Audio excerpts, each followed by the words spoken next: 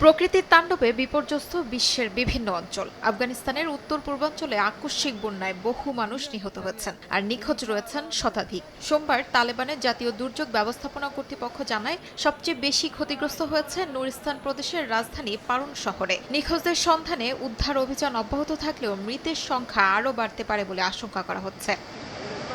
এদিকে ভারতের উত্তর ও উত্তর পূর্বে টানা ভারী বৃষ্টির কারণে সৃষ্ট বন্যা ও ভূমিধসে এ পর্যন্ত কয়েকজনের মৃত্যু হয়েছে। আবহাওয়া দপ্তর আগামী কয়েকদিন আরও ভারী বৃষ্টির পূর্বাভাস দিয়েছে। কাশ্মীরের পুঞ্জ ও রাজৌরি জেলায় আকস্মিক বন্যায় নির্মাণ কাজের যন্ত্রপাতি, যানবাহন ও দোকানপাট ভেসে যায়। কাদা ও ধ্বংসস্তূপে ঢেকে গেছে সড়কগুলো। বহু ভবন ক্ষতিগ্রস্ত হয়েছে, কাদার নিচে চাপা পড়েছে অসংখ্য যানবাহন।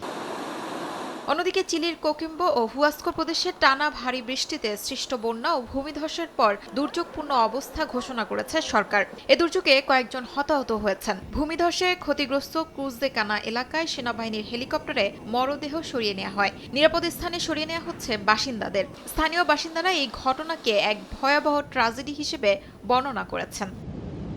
শিউলি রোসা, সময় সংবাদ।